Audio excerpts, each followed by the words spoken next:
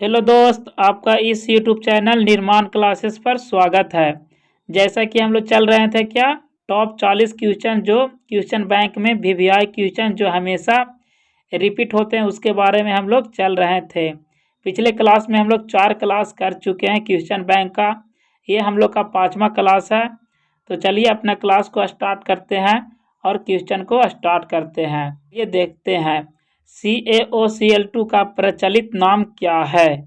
Calcium क्लोरोक्साइड, calcium ऑक्सीऑक्साइड की विरंजक चूर्ण की कैल्शियम क्लोराइड।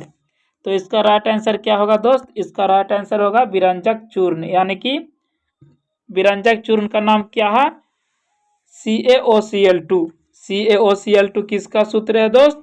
तो विरंजक चूर्ण का सूत्र है। आयोडीन नमक है NaCl plus KiO3, NaCl plus Ki कि A और B दोनों कि इनमें से कोई नहीं। तो इसका राइट आंसर क्या होगा दोस्त? ऑप्शन नंबर सी इसका राइट आंसर होगा। मिश्र धातु जिसमें 90% कॉपर, कितना परसेंट दोस्त? 90% कॉपर और 10% टीन है, उसका नाम क्या है? मतलब इसका कहना क्या है, जो 90% कॉपर और 10% टीना से मिलकर बना है उसका नाम क्या है?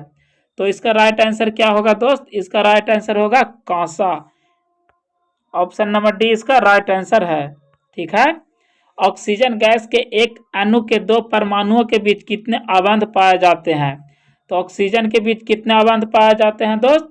तो 2 अबंध पाए जाते हैं। ऑक्सीजन का सूत्र कैसे लिखते हैं? O2 से लिखते हैं। तो 2 क्या है? वही क्या है? अबंध है। तो 2 अबंध पाए जाते हैं। इसका राइट आंसर होगा ऑप्शन नंबर बी। यसद पुष्प क्या है? यहाँ यसद पुष्प नहीं होगा, यहाँ यसद भस्म क्या है यह होना चाहिए। तो इसका राइट आंसर क्या होगा दोस्त? ऑप्शन ए में है ZNO, ZNS, ZnCl2 कि ZnSO4। तो इसका राइट आंसर क्या होगा? इसका राइट आंसर होगा ऑप्शन नंबर ए ZNO, मतलब जिंक ऑक्साइड इसका राइट आंसर होगा यसद भस्म का। उच्च वसीय अम्लों के सोडियम लवण कहलाते हैं? रबर, प्लास्टिक, साबुन, अपमार्जक। तो क्या कहलाते हैं? उच्च वसीय अम्लों के सोडियम लवण, तो वह साबुन कहलाते हैं। निम्नांकित में से कार्बोनिल समूह का संकेत कौन है? CHO, COOH कि CO कि O। तो इसका राइट आंसर क्या होगा? Option number C. क्या होगा दोस्त? CO। निम्नलिखित कार्बोनिक यौगिकों में कौन सा यौगिक एल्काइन है? एथिन, मेथेन, एसिटिलीन की क्लोरोफॉर्म। तो इसका राइट आंसर क्या होगा दोस्त? इसका राइट आंसर होगा ऑप्शन नंबर सी। क्या होगा? एसिटिलीन। पोटेशियम की परमाणु संख्या 19 है। पोटेशियम की परमाणु संख्या कितना है दोस्त?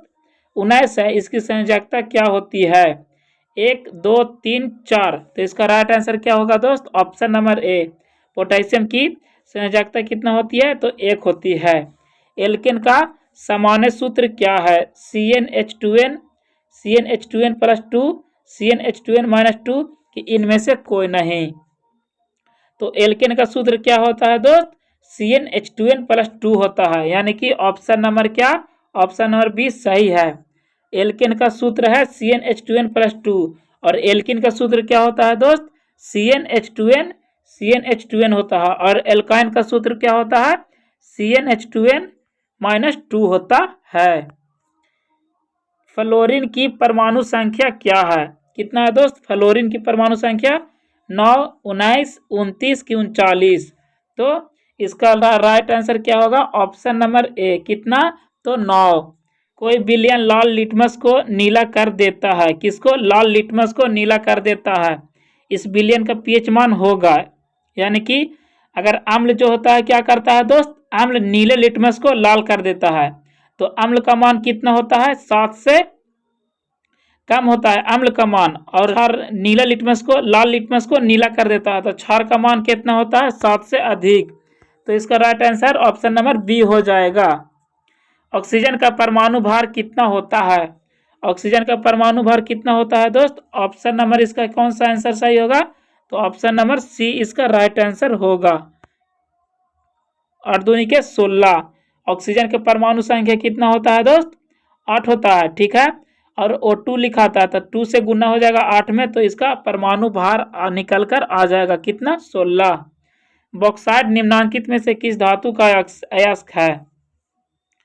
तो Hg का, Fe का, एल्युमिनियम का कि जिंक का? तो इसका राइट आंसर क्या होगा? बॉक्साइट एल्युमिनियम का अयस्क है।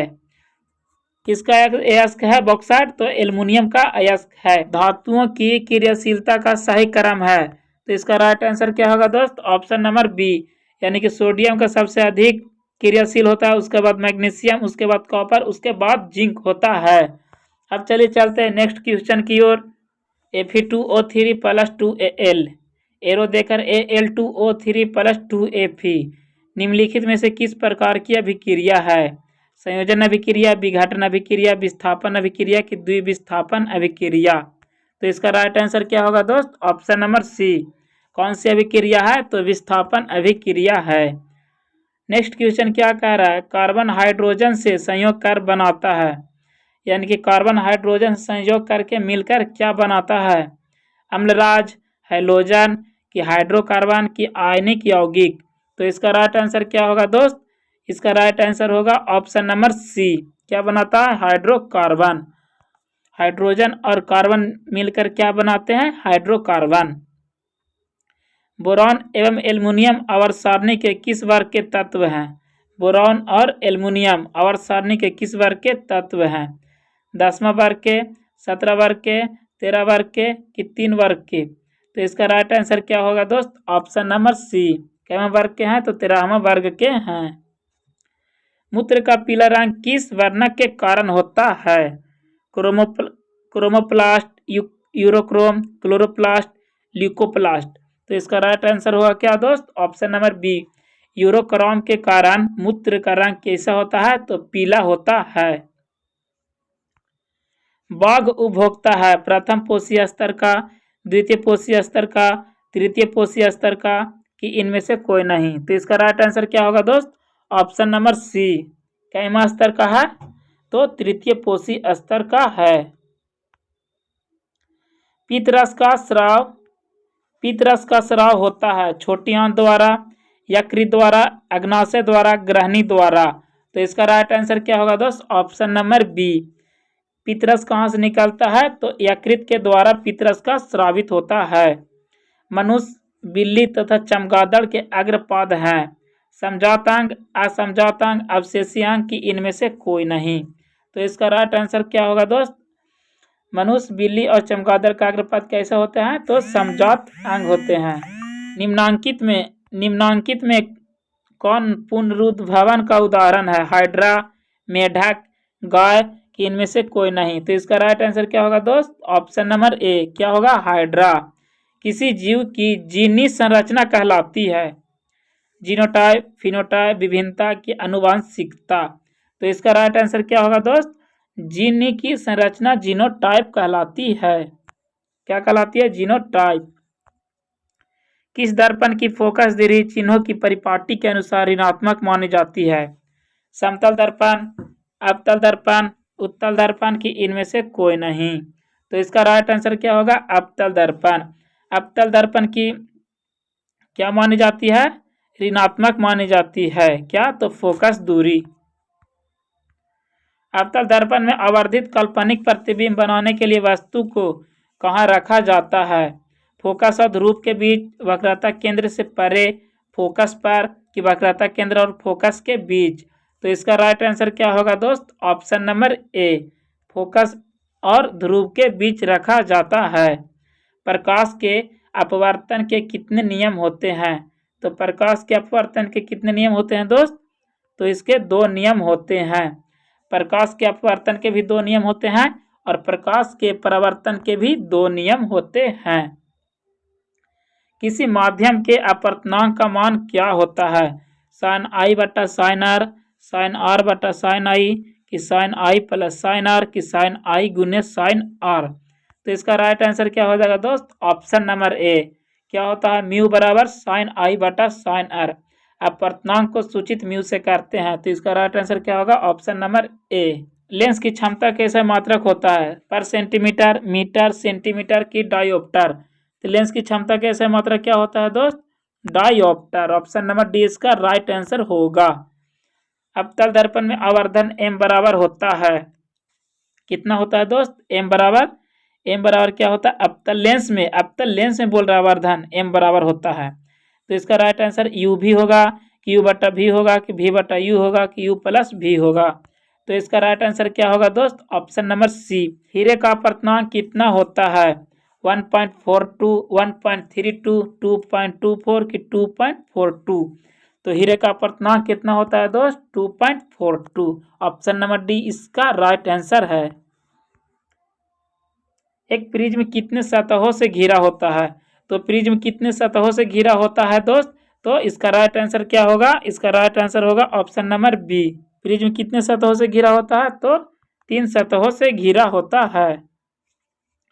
निम्नांकित में से रंध्र के छिद्र घिरे रहते हैं, क्यूटिकल से, गाढ़ कोशिका से, वात रंध्रों से, कि इनमें से कोई नहीं। तो इसका राइट आंसर क्या होगा दोस्त, जो रंध्र के छिद्र घिरे रहते हैं उसको क्या बोलते हैं, गार्ड सेल। क्या बोलते हैं दोस्त, गार्ड सेल। तो इसका ऑप्शन नंबर बी इसका राइट आंसर होगा। कौन सी गैस श्वसन क्रिया में मुक्त होती है, O2, SO2, NO2, CO2 श्वसन क्रिया में मुक्त होती है।